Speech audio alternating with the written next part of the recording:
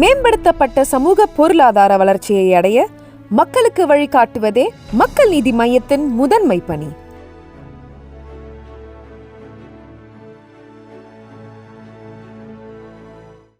என்னையா மறுபடியும் பொண்ணு பார்க்க கிளம்பிட்டீங்க போல? நான் இங்க வரதுக்கு முன்னாடி எங்க ஊர்ல ஒரே பேச்சு. ஜாதகத்துல ஏதாவது பிரச்சனையா? 30 வயசுக்கு மேல எல்லாம் டவுட் தான். அவனுக்கு இந்த ஊர்ல ஒரு பொண்ணு கூடவா கிடைக்கல? ஆனா நீ ஓகே சொன்னதுக்கு அப்புறம் என்னால நிக்கவே முடியல. இது பறந்துகிட்டு இருந்த கருப்பு சாரியில மட்டும் இல்ல, இந்த வாடாமல்லி சேலையிலும் ரொம்ப அழகா இருக்கு. வாடாமல்லியா? நான் தான் சொன்னேன்ல இந்த சம்பந்தம் கண்டிப்பா அமைஞ்சிரும்னு.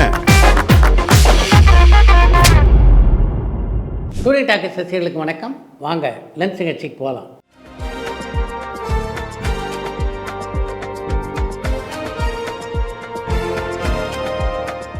என்னம்மா முதல் கேள்வி?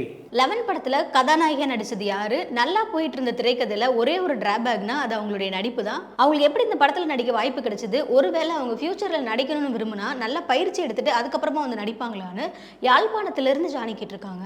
11 திரைப்படத்திலே அந்த படத்துடைய கதாநாயகியான ரியா ஹரிக்கு வாய்ப்பு கிடைச்சதில் ஆச்சரியப்படுறதுக்கு ஒன்றுமே இல்லை. ஏன்னா அந்த படத்தினுடைய தயாரிப்பாளரே அவர் தான். ரியாவுடைய நடிப்பை பற்றி நீங்கள் குறிப்பிட்டிருக்கின்ற விமர்சனம் நியாயமான ஒரு விமர்சனம் அப்படின்னு தான் நானும் நினைக்கிறேன். ரியா தொடர்ந்து நடிப்பதாக முடிவெடுத்திருக்கிறார்கள் என்றால் அதற்கான பயிற்சியை முறையாக பெற்றுவிட்டு நடிக்க வந்தாங்கன்னா நல்லாயிருக்கும். கமர்ஷியல் ஹீரோக்குள்ள ரொம்ப யதார்த்தமான நடிகர் தனுஷ். அவர் ஆடியோ ஃபங்க்ஷனில் பேசினதை பற்றி உங்களுடைய கருத்து என்னன்னு பெல்ஜியம்ல இருந்து ஹரிக்குமார் லக்ஷ்மணன் கேட்டிருக்காங்க. வேறு யார் அப்படி பேசியிருந்தாலும் இந்த அளவுக்கு அது கவனத்தை ஈர்த்திருக்காது. தனுஷ் அப்படி பேசியிருந்தான் எல்லோருடைய கவனத்தையும் ஈர்த்தது. அதுக்கு முக்கியமான காரணம் இது மாதிரிலாம் பேசக்கூடிய நபர் இல்லை தனுஷ் என்பது தான். அதுபோன்று பேசுவதை தனுஷ் இனி தவிர்ப்பது அவருக்கு நல்லது. சிம்பு வெற்றிமாறன் ப்ராஜெக்ட்ல மியூசிக் டைரக்டர் யாருன்னு காஞ்சிபுரத்துல இருந்து சரவணன் கேட்டிருக்காங்க. சிம்பு வெற்றிமாறன் ப்ராஜெக்ட்டுக்கு இப்போ தான் பிள்ளையார் சொல்லியே போட்டிருக்காங்க. அதுக்குள்ளே அந்த படத்தை பற்றிய முழு விவரத்தையும் கேட்டால் எப்படி? மெல்ல மெல்ல அந்த படத்தை பற்றிய விவரங்கள் வெளியாகும். 6 புஷ்பங்கள் படத்துல வர ஏண்டி கண்ணம்மா அப்படின்ற பாடலை பாட சந்திரபோஸை எப்படி எம்.எஸ். விஸ்வநாதன் தேர்ந்தெடுத்தாருன்னு நியூஜெர்சில இருந்து இளமாறன் கேட்டிருக்காங்க. சந்திரபோஸ் ஒரு நல்ல இசையமைப்பாளர். எம்.எஸ். விஸ்வநாதனுடைய குரல் வளத்தை பற்றி அவருக்கு நல்லா தெரியும். ஏண்டி முத்தம்மா என்ற பாடலை எம்.எஸ். விஸ்வநாதன் பாடினால் மிகச்சரியாக இருக்கும் என்ற முடிவெடுத்ததற்கு அவருடைய அந்த தகுதிகள் தான் முக்கியமான காரணம். பைரவி படம் தான் சூப்பர் ஸ்டார் ரஜினிகாந்த் ஹீரோவா நடிச்ச முதல் படம்னு நிறைய பேர் சொல்றாங்க. ஆனா 1000 ஜென்மங்கள் 6 புஷ்பங்கள் இந்த 2 படத்துலயும் சூப்பர் ஸ்டார் ரஜினிகாந்த் ஹீரோவா நடிச்சிருக்காரு. உண்மையாவே அவர் நடிச்ச முதல் ஹீரோ படம் எதுன்னு சென்னையில இருந்து கௌஷிக் கேட்டிருக்காங்க. 6 புஷ்பங்கள் பார்த்தீங்கன்னா ஒரு பக்கம் விஜயகுமார், இன்னொரு பக்கம் ஸ்ரீகாந்த் ஆகியோர் நடித்திருந்தார்கள். அவங்களுக்கு நடுவில் ரஜினிகாந்தும் அதில் நடித்திருந்தார். அதே மாதிரி தான் 1000 ஜென்மங்கள் படத்துலையும் 1000 ஜென்மங்கள் படத்திலே கதாநாயகன்னா அது விஜயகுமார் தான். அஜித்துடைய ரீசன்ட் ஃபோட்டோஸ்லாம் பார்க்கும்போது ரொம்ப பரிதாபமாக இருக்குது. ரேசிங்காக ஸ்லிம் ஆகி அவருடைய உடம்பை பாலக்கிக்கணுமான்னு காஞ்சிபுரத்திலிருந்து சரவணன் கேட்டிருக்காங்க. நீங்கள் குறிப்பிட்டிருப்பதை போல் அஜித்தை பார்க்கும்போது எனக்கு பரிதாபமாகலாம் இல்லை, நல்ல ஃபிட்டாக இருக்கிற மாதிரி தான் எனக்கு படுது. தெலுங்கு கன்னட நடிகர் நடிகைகள் சில பேர் ஆடியோ லான்ச்சில் பேசும்போது நான் தமிழ்நாட்டில் தான் பிறந்தேன், இங்கே தான் வளர்ந்தேன், இங்கே தான் படித்தேன், தமிழ்நாடு எனக்கு ரொம்ப பிடிக்கும் அப்படின்னு சொல்கிறாங்க. நல்லாவே தமிழ்லையும் பேசுகிறாங்க. ஆனால் தெலுங்கு கன்னடா மொழிகளில் தான் அதிகமாக நடிக்கிறாங்க. ஒருவேளை இது படத்தோட ப்ரொமோஷனுக்காக தான் அப்படி சொல்கிறாங்களா? இதை பற்றி உங்களுடைய கருத்து என்னன்னு நெல்லையிலேருந்து ஐயப்பன் கேட்டிருக்காங்க.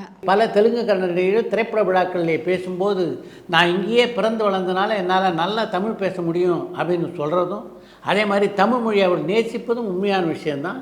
அதுக்காக எல்லா தமிழ் படங்கள்லையும் அவங்க நடிக்க முடியுமா என்ன? இங்கே இருக்கின்ற இயக்குநர்கள் அவங்கள அழைச்சாதானே அவங்க நடிக்க முடியும். சகலகலா வல்லவன் அப்படின்ற பெயர் யாருக்கு பொருத்தமாக இருக்கும்? கமலஹாசனுக்கா அல்லது டி ராஜேந்தருக்கா? இவங்க 2 பேரில் சகலகலா வல்லவன் யாருன்னு குவைத்துல இருந்து அமிர்தேஸ்வரன் கேட்டிருக்காங்க. கமல்ஹாசன், டி ராஜேந்தர் 2 பேருமே சகலகலா வல்லவர்கள் தான். இதில் கமல்ஹாசன் கொஞ்சம் ஹைடெக் சகலகலா வல்லவர். நடிகர் திலகம் சிவாஜி கணேசனுக்கும் நடிகர் அசோகனுக்கும் என்ன மனவருத்தம்? எதனால பின்னாட்கள் அவங்க 2 பேரும் சேர்ந்து நடிக்கலன்னு கள்ளக்குறிச்சியிலிருந்து தவமணி கேட்டிருக்காங்க. சிவாஜி பற்றி அசோகன் எங்கேயோ செய்த ஒரு விமர்சனம் சிவாஜியுடைய காதை எட்டிவிட்டது. அதன் காரணமாக தான் அவருக்கு அசோகன் மீது மன வருத்தம் இருந்தது. அப்படி மன வருத்தம் இருந்த காலகட்டத்தில் கூட தன்னுடைய படங்களில் அசோகன் நடிக்கக்கூடாது அப்படின்னு எந்த தயாரிப்பாளரையும் சிவாஜி நிர்பந்தித்ததில்லை. உண்மையை சொல்லணுன்னா சிவாஜிக்கும் அசோகனுக்கும் மனஸ்தாபம் இருந்த காலகட்டத்தில் தான் உயர்ந்த மனிதன் படத்திலே ஒரு அற்புதமான கதாபாத்திரத்திலே சிவாஜியோடு இணைந்து அசோகன் நடித்தார். நடிகர் விஜய் சச்சின் அண்ட் துப்பாக்கி இந்த 2 படத்துக்கும் இடையில 7 வருஷமா எந்த பாட்டுமே பாடலை. அதுக்கு முன்னாடி வரைக்கும் வருஷத்துக்கு ஒரு பாட்டு பாடிட்டு இருந்தாரு. எதனால இந்த இடைவேளைன்னு பாண்டிச்சேரியிலேருந்து பெருந்தமிழன் கேட்டிருக்காங்க. ஒரு படத்தில் தான் பாட வேண்டுமா வேண்டாமா அப்படின்றத முடிவு செய்கிறது விஜய் தானே. அவருடைய விருப்பம் அப்படி அமைஞ்சது. அதனால தான் அப்படி ஒரு இடைவெளி. டைரக்டர் லிங்குசாமி அஞ்சான் படத்தை ரீஎடிட் பண்ணி திரும்பவும் அதை ரிலீஸ் பண்ண போகிறதா தகவல் வருதே, அது உண்மையான பாலக்கோடுலேருந்து சங்கர் கேட்டிருக்காங்க. நம்முடைய நேர்காணல் நிகழ்ச்சியில் கூட அஞ்சான் திரைப்படத்தை வட இந்தியாவிலே மிக அழகாக எடிட் பண்ணியிருந்தாங்க அப்படின்னு என்கிட்ட குறிப்பிட்டார். அந்த படத்தை எடிட் செய்து மீண்டும் வெளியிட போவதாக சமீபத்தில் கூட லிங்குசாமியுடைய அறிக்கை பத்திரிகைகளில் வெளியானதை நான் பார்த்தேன். கமலுடைய நடனம் அவருடைய நடிப்புக்கு எந்த வகையில் உதவியதுன்னு சென்னையிலிருந்து சந்தனகுமார் கேட்டிருக்காங்க. ஒரு நடிகருக்கோ நடிகைக்கோ அவங்களுடைய முகபாவத்துக்கு பெரிதாக உதவுதுன்னா அது அவருடைய நடன பயிற்சி. கமல்ஹாசன் நடன உதவியாளராக இருந்ததும் நடன பயிற்சி பெற்றதும் அவருடைய முகபாவங்கள் வித்தியாசமாக அமையும், காட்சிக்கேற்ப அமையும் மிகப்பெரிய அளவிலே உதவி செய்தது என்பது உண்மை. தமிழ் சினிமாவுடைய முதல் கனவு கண்ணி அப்படின்னு அழைக்கப்படுற டிஆர் ராஜகுமாரியை தமிழ் சினிமாவுக்கு அறிமுகப்படுத்தின இயக்குனர் யாருன்னு அண்ணமேடிலிருந்து குப்புராஜ் கேட்டிருக்காங்க. தமிழ் சினிமா உலகின் கனவு கண்ணியான டிஆர் ராஜகுமாரியை திரையுலகுக்கு அறிமுகம் செய்தது பிரபல இயக்குனரான கே சுப்பிரமணியம். அவர் டிஆர் ராஜகுமாரியை அறிமுகம் செய்ய முடிவெடுத்த போது அவ்வளவு எளிதிலே யாருமே அதை ஒப்புக்கொள்ளவில்லை என்பதுதான் உண்மை. டிஆர் ராஜகுமாரிக்கு மேக்கப் போட சொல்லி ஒரு மேக்கப் மேரிடம் சொன்னார் கே சுப்பிரமணியம். அவர் டிஆர் ராஜகுமாரியை பார்த்த உடனே சொன்ன வார்த்தைகள் என்ன தெரியுமா? இந்த டைரக்டருக்கு என்னாச்சுன்னு தெரியலையே, இந்த அம்மாவுக்கெல்லாம் மேக்கப் போட சொல்கிறாரு என்று தான் சொல்லியிருக்கிறார். அப்படிப்பட்ட டிஆர் ராஜகுமாரி தான் ஒரு காலகட்டத்திலே தமிழ் சினிமா உலகின் கவர்ச்சி கன்னியானார் என்பது சரித்திரம்.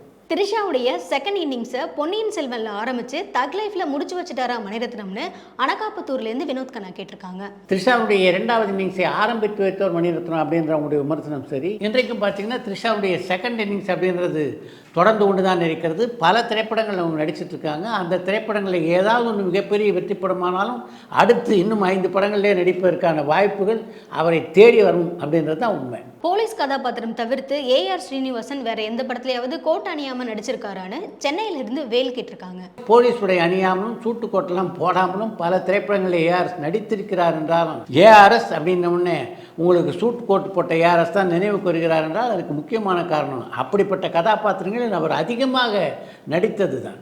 ஏஎல் நாராயணன், ஆருள்தாஸ் இவங்க 2 பேர்ல நடிகர் திலகம் சிவாஜி கணேசனுடைய திரைப்படத்துக்கு அதிகமாக வசனம் எழுதியது யாருன்னு கடலாடியிலேருந்து பாலசுப்ரமணியன் கேட்டிருக்காங்க.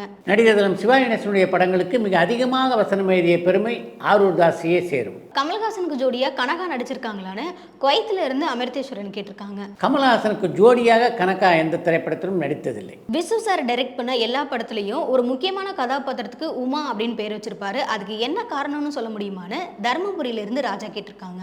விசுவனுடைய திரைப்படங்களிலே முக்கியமான பெண் கதாபாத்திரத்துக்கு உமா என்று அவர் பெயர் வைத்ததுக்கு காரணம் இருக்கு. அவருடைய மனைவியினுடைய பெயர் உமா. தற்போதும் திரைப்படங்கள்ல கிளாப் அடிக்கிற முறை இருக்குதான்னு கோவைப்புதூர்ல இருந்து பாபு கேட்டிருக்காங்க. தற்போது கிளாப் அடிக்கின்ற பழக்கம் 95% ஒழிந்து விட்டது என்றே சொல்ல வேண்டும். நீங்க பார்த்த நகைச்சுவை திரைப்படங்கள்ல சிரிச்சு ரசித்த நகைச்சுவை திரைப்படம் எதுன்னு கடலாடியிலிருந்து பாலசுப்ரமணியன் கேட்டிருக்காங்க. நான் பார்த்து ரசித்த நகைச்சுவை படங்கள்னா காதலிக்க நேரமில்லை, வீட்டுக்கு வீடு, பாமா விஜயம், காசேதான் கடவுளா என்று பல படங்களை சொல்லலாம்.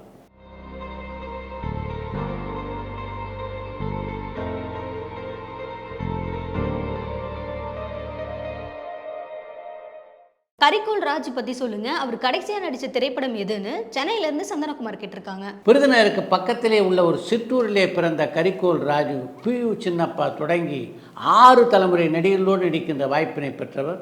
அவரை பொறுத்தவரைக்கும் ஒரு கிராமத்து மனிதனுடைய வேஷம் அவருக்கு ரொம்ப அழகாக பொருந்தியதுனால அப்படிப்பட்ட கதாபாத்திரங்களில் பல படங்களில் நடித்தார். குறிப்பாக சொல்லணுன்னா கேஎஸ் கோபாலகிருஷ்ணன் அவர் இல்லாமல் படம் எடுக்கவே மாட்டார். அந்த அளவுக்கு கேஎஸ் கோபாலகிருஷ்ணனுடைய பல திரைப்படங்களில் நடித்திருந்தார் அவர்.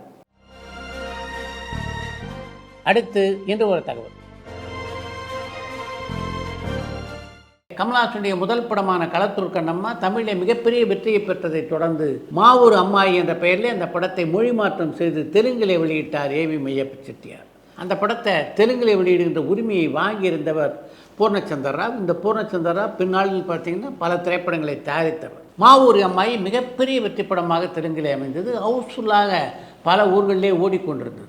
அப்படிப்பட்ட சூழ்நிலையிலே ஏவி மெய்யப்ப செட்டியாரை சந்தித்த பூர்ணச்சந்தர் ராவ் இவ்வளோ அருமையான படத்தை நேரடியாக தெலுங்கில் எடுக்காமல் மொழி மாற்றம் செய்து வெளியிட்டு விட்டீர்களே என்று அவரிடம் தன் குறையை தெரிவித்தார்.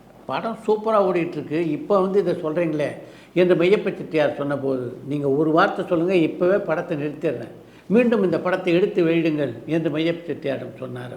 அவர் சொன்ன யோசனையை ஏற்றுக்கொண்டு எமினேஷன் கதாபாத்திரத்தில் நாகேஸ்வர ராவையும் சாவித்திரி நடித்த கதாபாத்திரத்தில் ஜமுனாவின் ஒப்பந்தம் செய்து தெலுங்கிலே அந்த படத்தை மீண்டும் எடுத்தார் மெய்யப்ப செட்டியார். தமிழை பெற்ற வெற்றியைப் போல மிகப்பெரிய வெற்றியை தெலுங்கிலும் பெற்றது அந்த திரைப்படம். தமிழ் சினிமாவுடைய வரலாற்றை புரட்டி பார்க்கும்போது இது போன்ற பல தகவல்கள் நம்மை ஆச்சரியப்படுத்துகின்றன அப்படின்றது தான் உண்மை. உங்களுக்கு எப்படிப்பட்ட மன நிறைவை அந்த படம் தந்தது? சக்ஸஸோ இல்லையோ அதை வந்து என்னால் பெருசாக எடுத்துக்க முடியல. அது ஏன்னு எனக்கு இன்னும் தெரியல. கும்கி ரிலீஸ் ஆகி சக்ஸஸ்ன்னு சொல்லும்போது How was your co-star, Rashmi ma'am? எனக்கு என்ன நம்ப முடியாத விஷயம் என்னென்னா, அவங்க ஒன்லி 15-16 இருந்தாங்க அந்த டைமில். எல்லாரும் வந்து ஹீரோயின் டாலாக இருக்காங்கன்னு சொல்லிகிட்டே இருந்தாங்க. நாங்கள் ஃபஸ்ட்டு ஷூட் பண்ணதே சொல்லிட்டாலே சாங். சைடில் யாரும் வந்து நின்னாங்க. கும்கி படத்தினுடைய வெற்றிக்கு அப்புறம் என்ன முடிவு எடுத்தீங்க? இந்த டைப் காஸ்ட் நம்மளோட இண்டஸ்ட்ரியில் ஜாஸ்தி சார். மேம்படுத்தப்பட்ட சமூக பொருளாதார வளர்ச்சியை அடைய மக்களுக்கு வழிகாட்டுவதே மக்கள் நீதி மையத்தின் முதன்மை பணி.